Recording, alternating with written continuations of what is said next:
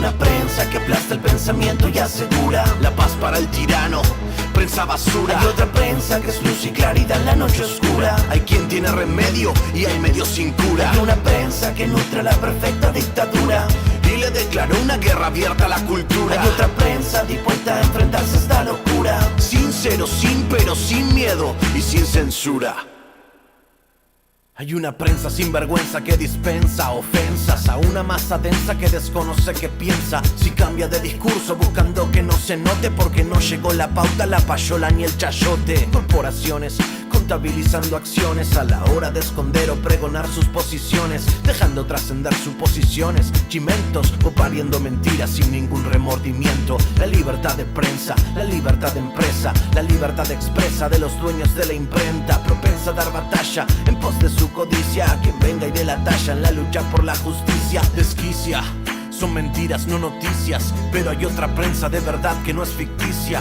Hay otra prensa que es caja de resonancia del padecer del pueblo y conoce sus circunstancias, que entiende que el presente no da gracia, que entiende que la pugna es entre mafia o democracia, que extiende su mano y prende el fuego en el llano, enciende troyanos, tiende calor humano, sin caretas, profetas de la protesta, y el vil metal no los distrae de la meta. La cancha está inclinada y los recursos del poder para hacer que se transmita su discurso no tienen límite, siempre es el interés y la mano generosa del lacayo que los imite. Quien critique a esta máquina perversa sentirá balas de cerca, será blanco de sus fuerzas. Harán que se retuerza su estructura, si no alcanza seguirán por la censura.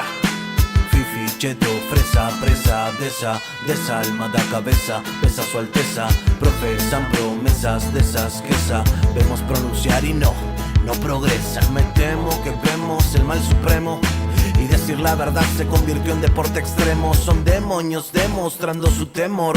El demos, el pueblo, su único bemol. ¿Será el sol que ilumine la comunicación o el Seol que confine a la persecución? Porque un pueblo que ignora no puede ser feliz. Una prensa y otra prensa, ¿cuál vas a elegir? ¿Cuál vas a elegir? ¿Cuál vas a elegir? Sin censura, sin censura. Daniel De Vita en el micrófono. Doble de esta en la casa. Hay una prensa que aplasta el pensamiento y asegura la paz para el tirano, prensa basura. Hay otra prensa que es luz y claridad en la noche oscura. Hay quien tiene remedio y hay medios sin cura. Hay una prensa que nutre la perfecta dictadura y le declaró una guerra abierta a la cultura. Hay otra prensa dispuesta a enfrentarse a esta locura, sincero, sin pero, sin miedo y sin censura. La pregunta obligada para Ebrard, le guste o no, nos guste o no, es la que le acaban de hacer. La que le acaban de hacer, disculpe usted. ¿Afecta el tema de la línea 12 sus aspiraciones para 2024? El canciller ya lo dijo, que esa fecha está muy lejos y que él se va a concentrar en su chamba. Vámonos en chinga con Toño Ruiz.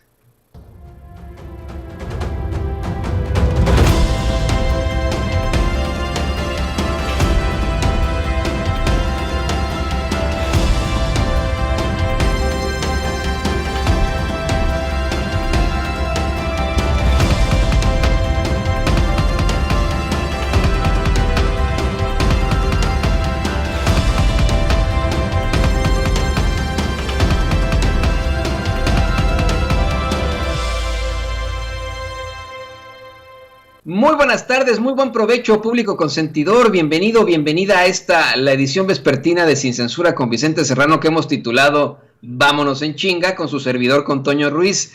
Nos vamos a ir muy rápido porque hoy tenemos un programa de agasajo. Vamos a estar platicando de cosas muy interesantes, precisamente sobre Marcelo Ebrard, Xóchitl Gálvez, Kenia López Rabadán y las hipocresías del PAN.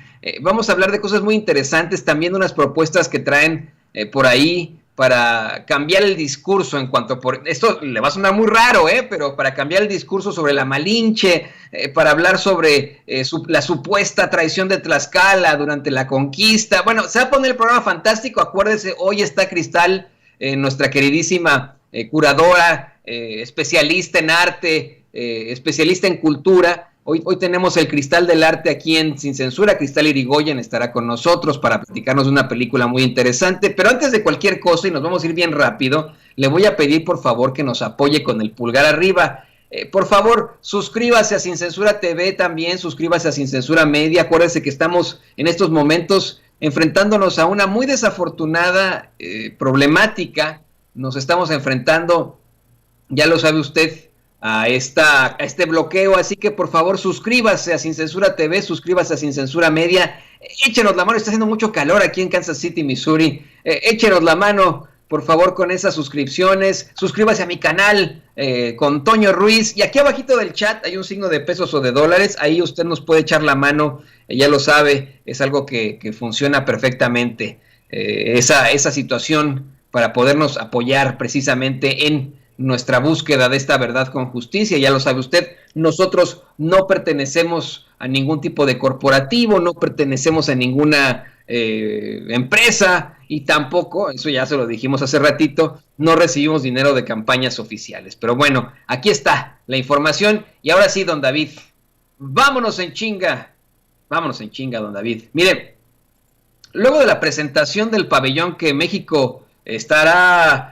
planteando en la Expo de Dubái, le preguntaron durante el chacaleo, este chacaleo de reporteros, si usted no lo sabe, así le llamamos los periodistas a las entrevistas banqueteras, si lo quiere hacer así usted, lo quiere decir usted así, las entrevistas que se hacen luego de algún evento, de alguna conferencia, y cuando todos los periodistas llegan, o los reporteros llegan a hacerle preguntas a algún personaje, a eso se le llama chacaleo. Bueno, durante el chacaleo, después de la presentación de este pabellón de México en la Expo de Dubái, le preguntan a Marcelo Ebrard, al canciller Marcelo Ebrard, si cree que afecten estas investigaciones de la línea 12 del metro después de la tragedia a sus aspiraciones hacia 2024.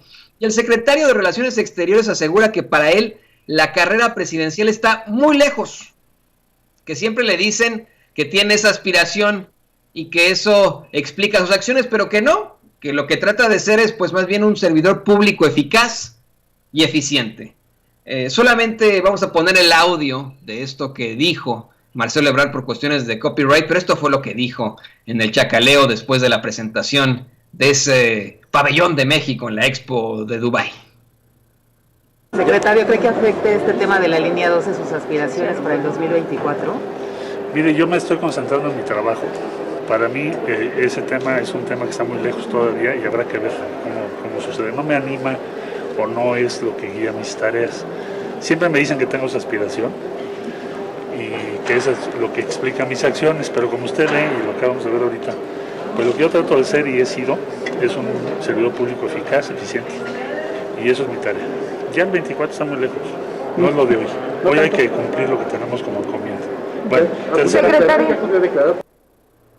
Bueno, tiene usted, es muy interesante lo que comenta Marcelo Ebrard y creo que así deberían moverse todos los funcionarios. La verdad es que, ¿qué va a decir? ¿No? Ni modo que diga, sí, no, pues la verdad, ya se vieron muy afectadas mis aspiraciones hacia 2024. No, mire, así como actuó en su momento Ana Guevara, que fue entrevistada aquí en Sin Censura varias veces y que una y otra vez negó algún tipo de aspiración hacia la candidatura o precandidatura para la gubernatura de Sonora, que no obtuvo, por ejemplo, pues es bueno que los funcionarios públicos, los servidores públicos, actúen de esta forma, ¿no? Y digan, oigan, ¿saben qué? Por el momento me tengo que dedicar al servicio público y ya después veremos. Pero bueno, esa es la situación. Yo, si les soy perfectamente honesto, considero que hay muchísimos otros personajes que podrían ser presentados como la sucesión del presidente López Obrador, la continuación de la Cuarta Transformación en México, pero esa es mi opinión. Muchos hablan de Marcelo Ebrard, se hablan de estas encuestas, también de Claudia Sheinbaum, pero hay tantos y tantos desde la izquierda y la derecha también, que pues bueno, la verdad es que no nos podemos quedar solamente en este tipo de situaciones, así de sencillo. Y vámonos en chinga, don David. Mire, hablando de la tragedia de la línea 12, hace un par de días, si no me equivoco, quiero rescatar esto por lo que le voy a contar en unos momentos más. Xóchitl Gálvez, la ciclista del Senado Xóchitl Gálvez, aseguró que Morena no habla de corrupción con los suyos, que denuncia y exige castigo hacia la corrupción mientras no se trate de los suyos.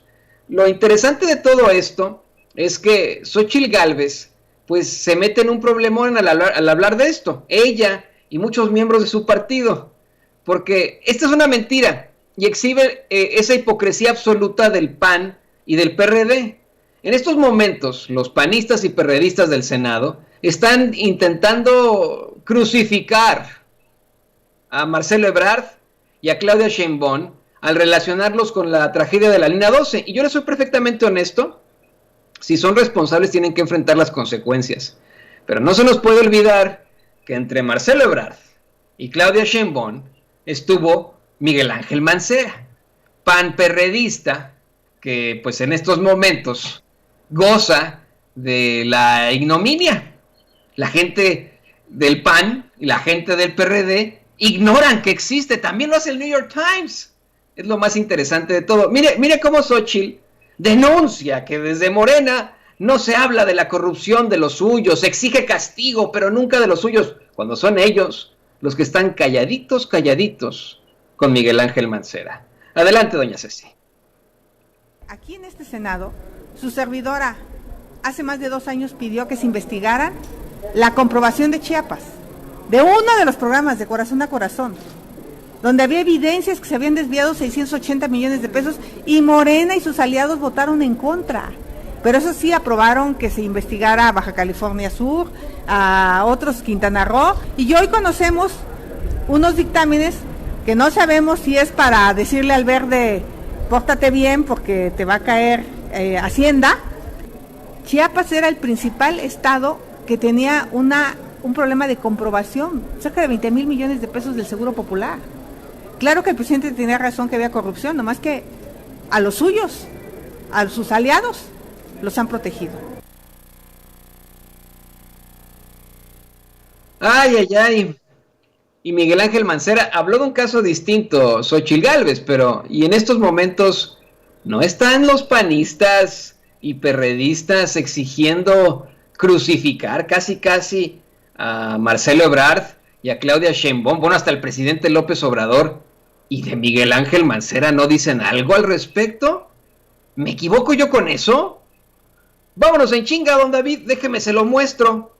Mire, ahora que estamos hablando de cómo desde el PAN-perredismo buscan la crucifixión, porque no hay otra palabra, la crucifixión de Marcelo Ebrard y de Claudia Sheinbaum por la tragedia de la línea 12 del metro, pues tenemos que mencionar y tenemos que plantear esto que dice la senadora Kenia López, bueno, Kenia López Rabadán, pero bueno, es Kenia López, ahí en la conferencia de prensa, no en la conferencia de prensa, pues sí, al tomar la palabra en la tribuna del Senado.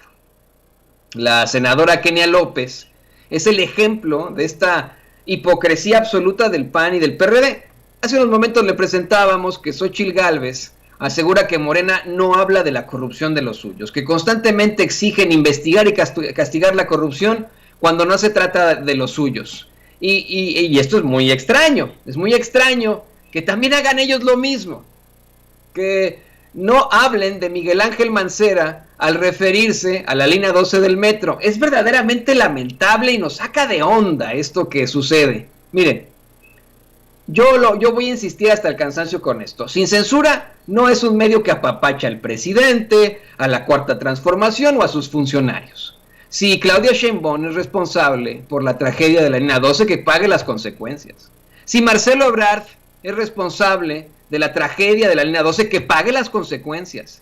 Pero, señoras y señores, entre Marcelo Ebrard y Claudia Sheinbaum existieron 6 años, tal vez los peores que ha tenido la Ciudad de México. Si me lo pregunta a mí como chilango, yo tuve que padecer a Miguel Ángel Mancera, y Miguel Ángel Mancera también estuvo presente en esa línea 12 del metro. ¿Por qué los panistas y los perredistas no están mencionando a Miguel Ángel Mancera? Vamos a ver esto que plantea Kenia López Rabadán. Kenia López Rabadán le echa la culpa a Marcelo Ebrard, a Sheinbaum y hasta el presidente López Obrador, pero no dice algo al respecto, se queda calladita sobre Miguel Ángel Mancera. Adelante, doña Ceci. Muchas gracias. El 3 de mayo del 2021 pasará a la historia como el día de la negligencia, la corrupción y la ambición política porque cobró la vida de cobró la vida de 26 personas y dejó heridas a un centenar más. De la investigación, lo único que queda claro es que hubo negligencia y ambición política en la construcción. Esto tiene nombre y apellido y se llama Marcelo Ebrard. La negligencia en el pago de materiales no adecuados para este tipo de infraestructura en la línea 12 también tiene nombre y apellido y se llama Mario Delgado. Había un exceso de vibraciones en las vías y eso también tiene una responsable y se llama Claudia Sheinbaum.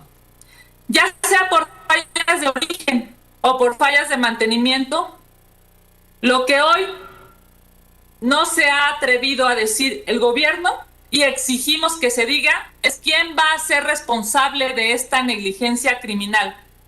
Se derrumbó el metro, pero lo que lastimosamente les preocupa más es cómo salvar el proyecto político del presidente de la República. Eso es inhumano e injusto para las víctimas. Su derecho a la justicia y a la verdad es lo que al parecer menos le importa al gobierno de López Obrador y sus amigos. El derrumbe de la línea 12 ha dejado al descubierto la corrupción, la negligencia, la incapacidad técnica y la ambición política desmedida. ¿Como la ambición política desmedida de Miguel Ángel Mancera, Kenia López? ¿Por qué no dice algo de Miguel Ángel Mancera? Vamos a ser bien honestos. Insisto yo con esto, senadora Kenia López. Me parece verdaderamente preocupante lo que ocurrió y exijo yo, como mexicano, como usted, justicia ante la tragedia de la línea 12 del metro. Y si tiene que, insisto con esto, si tiene que pagar las consecuencias, Marcelo Ebrard, que las pague. También Claudia Sheinbaum.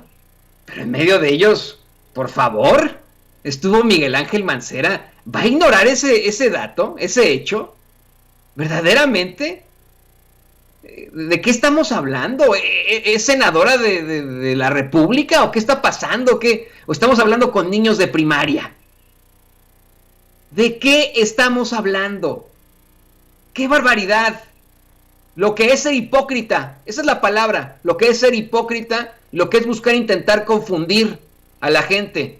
Oiga, usted es servidora pública, yo le exijo que exija justicia para todos, no nada más para los amigos, ¿no? Si tiene que enfrentar las consecuencias Miguel Ángel Mancera, también que las enfrente, aunque sea su cuate, No nos salga con cosas. ¿Es senadora o qué está pasando aquí? A mí esto me da mucho coraje. Mucho coraje. Y vámonos en chinga, don David. Mire, antes de cualquier cosa quiero presentar, y bueno, aquí fue después de estar platicando sobre las inconsistencias e hipocresías del PAN, creo que es importante que podamos platicar de otro tipo de cosas un poco menos subiditas de tono. Me llamó mucho la atención ver a la senadora Ana Lilia Rivera exponer de forma excelente por qué los personajes, los hombres blancos de España no nos trajeron la ciencia con la mal llamada conquista de México. Fue una ocupación, fue una invasión a México, la invasión, bueno, de esta tierra, por decirlo así, de esa tierra. Me refiero a esta tierra al referirme al continente americano. Hace una exposición fantástica de cómo trajeron una serie, además de enfermedades, violaciones a nuestros derechos, a los derechos fundamentales de los que vivían aquí en este continente. Trajeron también prejuicios.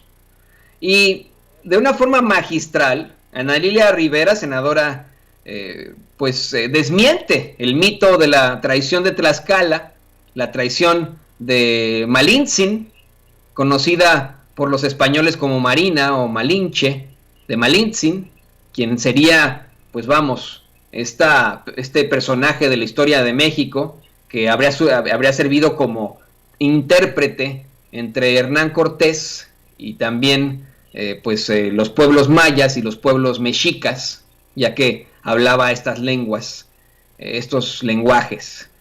Así como desmitificar la imagen de Cristóbal Colón como el gran descubridor, más bien como un oportunista empresario. Eso siempre lo he dicho aquí yo en Sin Censura, fue un oportunista, un empresario que buscaba simple y sencillamente llenarse los bolsillos de oro, ¿no? O sea, estaban enfermos los europeos, eso le decían, imagínese usted, a los pobladores de este continente, le decían, es que estamos enfermos, y la única forma en la que nos pueden curar es con oro. Sí, estaban enfermos, verdaderamente. Bueno, voy a platicar de esto en unos momentos más con mi queridísima Cristal Irigoyen, pero vamos a escuchar parte de lo que plantea la senadora Ana Lilia Rivera hace un día, me parece. Adelante, doña Ceci.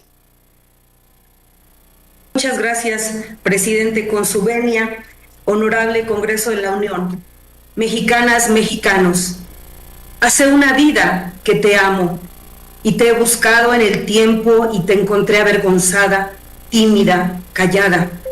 Sal de la oscuridad histórica, recupera tu dignidad, tu grandeza, mi valiente y guerrera Tlaxcala. Los hombres blancos siempre se han atribuido el papel de portadores de verdades universales que le enseñan al resto de la humanidad, y esto corresponde a un prejuicio histórico, imperialista, etnocéntrico y racista muy profundo. En las interpretaciones de la conquista de México, el ánimo de reforzar la posición dominante del conquistador y presentarlo como un superhombre, dueño de una ciencia, una tecnología y hasta una religión superior, que le permitió dominar a los pueblos originarios de la náhuatl, ya no se sostiene, como lo afirma el doctor en historia y antropólogo Federico Navarrete. A 500 años de la derrota mexica, la historia y la antropología contemporáneas proponen nuevas hipótesis apoyadas en datos científicos y no en suposiciones que permiten develar mitos arraigados sobre la historia de los orígenes de nuestra nación, que solo han dado lugar a división, prejuicio y discriminación entre mexicanos y mexicanas. Particularmente hay 3 mitos especialmente dañinos para la conciencia cultural nacional, que no solo carecen de sustento histórico, sino que objetivamente han sido refutados por estudios tanto nacionales como extranjeros. Se trata de los siguientes mitos: la traición del pueblo tlaxcalteca, la traición de la Malinche y la imagen de Cristóbal Colón como el gran descubridor de América. Respecto al mito de la traición de mi pueblo de Tlaxcala, hoy y desde hace mucho tiempo sabemos que el territorio que actualmente ocupa el Estado mexicano no era... Yo sé lo que nos está planteando aquí, es verdad, eso obviamente es ridículo. Ana Lilia Rivera lo plantea de forma magistral. No se puede hablar de los tlaxcaltecas como traidores, porque era otra conformación, si usted lo quiere ver así, política en aquellos tiempos. Hablábamos de Mesoamérica. Y en efecto los mexicas tenían asolados a muchas poblaciones en México. Se dice muchísimo esto, que la conquista fue hecha por indígenas, mientras que la independencia fue hecha por los españoles. Al tratar de acabar con este tipo de mitos, fueron los criollos los que quisieron echar afuera a los españoles. Esa sí es la realidad, no nos hagamos güeyes. Y sí, en efecto, Cortés solito no hubiera podido acabar con el imperio mexica, les costó muchísimo trabajo. Estamos hablando de una organización política, cultural, social absolutamente fuerte. Sitiaron Tenochtitlán, los dejaron sin agua, utilizaron armas biológicas. Usted va a decir, ay, ¿cómo que armas biológicas, Toño? Sí, utilizaron la viruela para contagiar a los mexicas y los menguaron de la forma más terrible, y además tuvieron el apoyo de muchos otros pueblos. También se habla de la Malinche, de Malintzin, como si se tratara de una traidora de México, cuando pues México como de forma política no existía per se.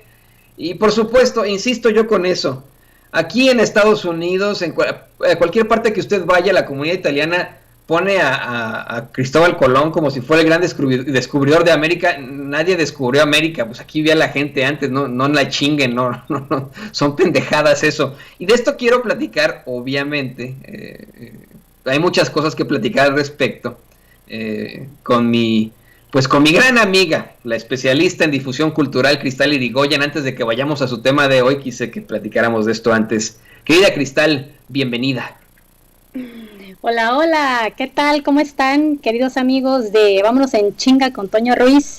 Un saludo a todos, Sin Censura, gracias por estar viéndonos. Pues sí, Toño, así es como lo mencionas, ¿no? Qué buen tema que toca la senadora Ana Lilia con relación, fíjate, a mí me llamó la atención cuando habló sobre los mitos dañinos que carecen de sustento histórico, ¿no? Como nosotros pensamos que en la educación que nos dan en los colegios, realmente se nos habla pues de las netas, ¿no? Que está nuestro maestro y nos está hablando sobre historia y bueno, pues nos meten estos conceptos de lo bueno, de lo malo, la ética, la moral, que estas cosas de que siempre gana el bueno, ¿no? O el malo pues era malísimo y que la Malinche, por ejemplo, esta onda que mencionó de la traición de la Malinche, cuando fue una mujer sumamente culta, que aportó muchísimo a la historia de nuestro país, y como bien mencionaba ella, ¿no? No estaría de más hacerle un monumento a la Malinche, en vez de volver a reparar, me parece que es la Glorieta Colón, ¿cierto? ¿O me equivoco? No te equivocas, exactamente. Yo cuando era niño, cuando tú y yo éramos niños, porque somos de la misma edad, Cristal y yo, le quiero contar. Cuando Cristal y yo éramos niños, usted lo recordará hace ya varios años, año con año, en el Día de la Raza, entre comillas, muchos grupos indígenas, de campesinos, de obreros, muchos grupos iban hasta la Glorieta de Colón y decapitaban la estatua. En rechazo obviamente a esto, y esto ha ocurrido tantas veces en el mundo, Cristal, en muchas partes del mundo tiran esas estatuas, atacan las estatuas de Cristóbal Colón, porque es ridículo. Fue un tipo absolutamente oportunista que simplemente buscaba llenarse los bolsillos de oro, esa sí es la realidad, y creyó el muy tonto que había llegado a la India, eso es lo único que quería, y bueno, pues desencadenando una serie de violaciones para los derechos fundamentales de los habitantes de esta gran tierra, de este continente americano. A mí me parece verdaderamente ridículo. Esta tierra es poblada por el ser humano desde que se cruza el estrecho de Bering, usted lo sabe perfectamente, y llegan los habitantes imagínese usted, desde Alaska hasta la Patagonia Argentina, ¿no? Y se conforman grandes grupos humanos, ¿no? Precisamente los indígenas que se conforman en toda la parte de Canadá hasta la Sudamérica, como los mapuches, por ejemplo, ¿no? Entonces, es verdaderamente ridículo pensar que tener ensalzado a alguien como Cristóbal Colón, que fue un verdadero oportunista, y mira, ni siquiera sabemos si era italiano, eso es lo peor, ¿no? Oye, ¿y qué me dices de que en nuestro vocabulario adaptamos la palabra malinchismo, ¿no? Como denotación de, eres bien malinchista, ¿no? Como menospreciar la cultura, malinchista, menospreciar tu idioma, tu raza, ¿no? ¿Por qué se le relaciona con la Malinche? ¿Qué lugar, qué idea, qué concepto tenemos sobre esta gran mujer, o qué no se nos ha documentado, ¿no? Para que nosotros aportemos a nuestro lenguaje, o la lenguaja, como quieran decirle, bien. Pues malinchismo. ¿Por qué? ¿No? ¿Qué tan mal informados estamos que incluso lo adaptamos a la lengua, ¿no? Y pues la RAE lo acepta, está en el diccionario. Exactamente, ¿no? Se sataniza la figura de alguien tan importante, ¿no? Y que fue, como tú lo dices, una gran mente para poder hablar tantos idiomas y poderlos distribuir, ¿no? Como intérprete, eso fue fantástico. Y mira, quiero destacar uno de los mensajes, es que me acaba de llegar hace unos momentos, se me fue el nombre de la persona, pero Gustavo Alberto, dice Cristal, te ves bien madreado a comparación de ella, Toño. Porque hablábamos de las edades. Pero bueno, vámonos en chinga, don David, vámonos a otro tema, vamos al tema de Cristal. Cristal, ¿qué te parece que hablamos de esta muestra a la que asististe, de esta película Alucardos, realizada por un gran director? Me llama mucho la atención lo que nos vas a plantear, la entrevista que le haces, ¿no? Y de cómo pues sí existe este género de terror mexicano, ¿no? El género de terror por parte de cineastas mexicanos. Platícanos un poco más sobre esto, Cristal. pues fíjense que platiqué con el director Ulises Guzmán, quien realizó, dentro de todos los trabajos que ha realizado, hay uno que me llamó la atención, que es un documental de género de ficción, de terror, que se llama Los Alucardos, retrato de un vampiro. ¿De qué trata? Bueno, nosotros en el cine mexicano tenemos el género de cine de terror y hay varios directores que han colaborado y han aportado con su gran cinematografía, pero poco se sabe de ellos, como lo es Juan López Moctezuma, que fue un gran artista, un genio de aquellos años 60, 70. Vamos a abordar el tema con mucho gusto después de esta cápsula, y bueno, pues es bien interesante el trabajo que hizo Ulises Guzmán, porque gracias a este documental que realiza, nosotros podemos saber un poquito más de Juan López Moctezuma y de estos personajes que convergen con la historia.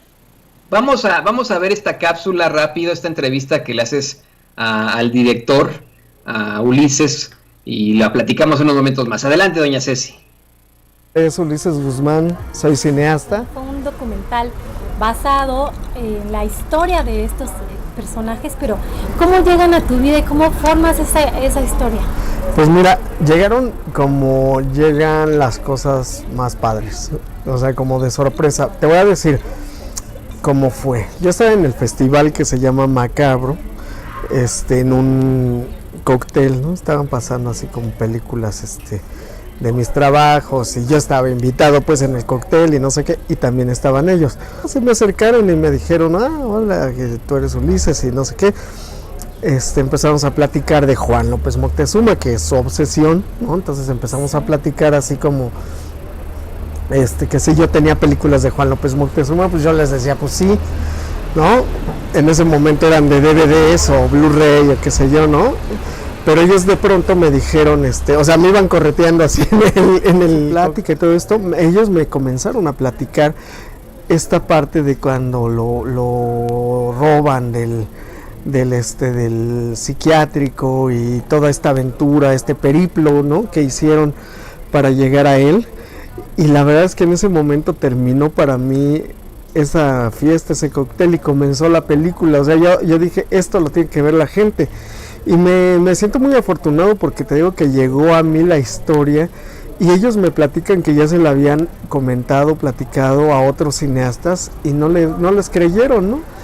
Y yo iba viendo que la historia esta fantasiosa que me platicaron era real, ¿no? O sea, lo iba confirmando ya. Sino el tema de lo que hace el cine a nosotros, a los espectadores, ¿no? El cine impone modas, el cine hace que tú imites a un actor, a una actriz, o que quieras ser como cierta persona, o hables como cierta persona, o te vistas como otra persona, ¿no? Y entonces veo femenino, y de pronto veo que hice una película acerca de mi miedo, de mi terror, de mi fantasía, entonces para mí fue sorpresivo, y esa es una de las cosas que el cine te puede regalar. Así como el cine pues es un fenómeno de espectáculos, financiero y qué sé yo creo que también es una manera muy activa de buscar tu interior, de encontrarte y de ser lo que eres. Y mire, vamos a platicar un poco de esto, Cristal, porque se nos acaba el tiempo, desafortunadamente se nos va como agua. Yo quiero comentarte que para mí es muy importante que podamos platicar precisamente de las verdaderas propuestas de cine mexicano. Desafortunadamente recientemente tenemos una serie de churros y de tonterías, de reciclados de otras películas, películas bien que son churreras absolutas con los mismos de siempre, y es necesario que sigamos teniendo este tipo de cine independiente en México, como el periodismo independiente, como la cultura independiente, no esos churrazos con, híjole, ¿cómo se llama esta chava que salió en Marta y Gareda, ¿no? Por ejemplo, los churrazos que se avientan constantemente, ¿no? O la película esta que sacaron recientemente de puros integrantes de la clase alta, no me acuerdo ni cómo se llama, ¿no? Satanizando a la gente de la clase baja y pensando que, bueno, pueden atacarlos en cualquier momento. creo que es absolutamente necesario que podamos pensar en la parte independiente del cine mexicano. Sí, mira, como te comento, ¿no? En realidad se sabe, no se le hace tanta publicidad o se sabe poco de los directores que trabajan este género en México. Actualmente el documental Alucarda, Retrato de un vampiro, es un documental que ya es imprescindible dentro de este cine de horror, de este género. Se los recomiendo muchísimo, lo pueden ver en Filmlim Latino. Por la módica cantidad de 29 pesitos se meten a esta aplicación en internet y ven la película y disfrutan de ello. ¿De qué les va a sorprender? ¿Qué van a ver ahí? Bueno, pues toda esta historia que se entrelaza con estos personajes y relacionada con la vida de Juan López Moctezuma, este gran creador de este género del cine esotérico de aquella época, ¿no? Él de hecho llegó a producir películas para Alejandro Jodorowsky, fue un gran creativo, fue el primer promotor de la música jazz en México, imagínense, era muy amigo de los intelectuales de la época, ¿no? En el Instituto Mexicano de la Radio incluso pueden meterse al IMER, a la página del IMER, y echarse toda un especial que realizan en el programa de 30 minutos de intimidad con José Luis Cuevas, que platica también parte de la vida de Juan López Moctezuma, cómo eran amigos, cómo López Moctezuma le invita a Cuevas a participar en una película, él no puede, y pues también del deterioro de salud de Juan López Moctezuma, que desafortunadamente termina en un psiquiátrico por su enfermedad de Alzheimer.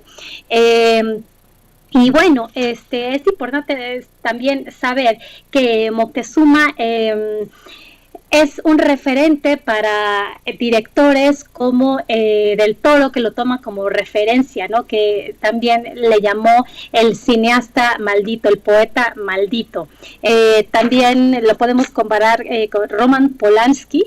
También dice que se llegó a afirmar en un programa que se inspiró en el trabajo de Juan López Moctezuma para su filme Le Coterie, disculpe usted mi francés. Todas estas son películas de los 70, de los años 70, y lo que platiqué de interesante con Ulises fue que él estaba sentado justo en un festival de cine y se acercan a él estos dos personajes que posteriormente van a ser parte del documental que él va a armar. Resulta que estos dos personajes se hacen tan fanáticos de una película que realiza Juan López Moctezuma llamada Alucarda, la hija de las tinieblas. Es una película de terror que muy adelantada a su época. Ahí vamos a poder ver, pues sí, temas como satanismo, lesbianismo, pues sí, temas que en aquella época, si de por sí ahora no son tan bien vistos, bueno, pues en aquella época eran así como, quemen este güey, que pedo, ¿no? O sea, ¿cómo está metiendo estos temas ahorita? Digo, en el cine, ¿no? A diferencia de Carlos Taboada, que también realizó este género de horror y de terror en México, Carlos Taboada, bueno, él fusiona un poquito el horror con las haciendas antiguas, con la cultura mexicana, y López Moctezuma rompe totalmente con lo social y empieza a meter estos temas pues sí, malignos, de vampiros, sangre, todo este rollo. Es muy interesante este documental de Alucarda, no se lo pierdan, lo ven en Filmlim Latino, y habla sobre la vida de este gran gestor de este cine de terror y toda la travesía que pasó para cuando él pierde la memoria, cómo la recupera, y gracias a este suceso él recupera la memoria. No se los voy a contar para que la vean, termina pues en algo que no se espera, ¿no? También sigan a Ulises Guzmán en sus redes, y por si tienen alguna duda, él es un muy buen maestro de cine, maneja todos los temas de cinematografía. Va a tener 18 de julio un taller interesante. No, pues hay que ver la película en definitiva. Yo le quiero decir a usted que precisamente Juan López Moctezuma fue uno de los, como dice Cristal, uno de los referentes para hoy, uno de los grandes del cine mexicano, Guillermo del Toro, y a mí me recordó mucho al ver, estos cortos y etcétera, una de las primeras películas, si no es que la ópera prima de del Toro, Cronos, que protagoniza Claudio Brook, el gran Claudio Brook, y me acordé muchísimo de cómo es que pues este gran Claudio Brook en su momento fue el protagonista del Hombre de la Mancha. Hay tantas cosas que platicar, y también fue, si no me equivoco, en una de estas películas fue Drácula, Claudio Brook. Tantas situaciones importantes del cine mexicano, pero se nos acabó el tiempo, Cristal. ¿Por qué no nos compartes tus redes sociales, cómo puede contactarte la gente y qué vas a plantearnos la próxima semana aquí en el Cristal del Arte? Ay, ok, ya saben, me encuentran en el Cristal del Arte, Cristal con K, Facebook, Instagram y en YouTube. En YouTube voy a subir la entrevista completa con Ulises Guzmán, Ulises Ulicardo, ahora su seudónimo, para que la vean y chequen este gran género del cine, y sobre todo que se echen un chapuzón, ¿no?, de todo lo bueno que tiene México, todo lo que exporta. Les va a dejar un muy buen sabor de boca, estoy segura, a ver Alucardos, retrato de un vampiro de Ulises Guzmán, y también si pueden, échense a Alucarda, ¿no? Primero échense a Alucarda en YouTube, está completamente gratis, está en inglés y en español, y después se echan chapuzón para ver Alucardos en Filmlim Latino. Y bueno, pues nos vemos en redes y me encuentran esta entrevista completa en el YouTube. Gracias, Toño, un beso a todos. No, gracias a ti, Cristal Irigoyen, nuestra queridísima especialista en difusión cultural. No se la pierda el próximo jueves aquí en el Cristal del Arte con Sin Censura. Y se nos acabó el tiempo. Le ofrezco una disculpa a don David, a doña Ceci. Vámonos, que Dios lo bendiga. Muchas gracias por haberse conectado con nosotros. No se pierda Vicente Serrano a las 7 de la noche. Mañana nosotros a las 6:45 de la mañana. Lo vemos con muchísimo gusto. Hasta muy pronto.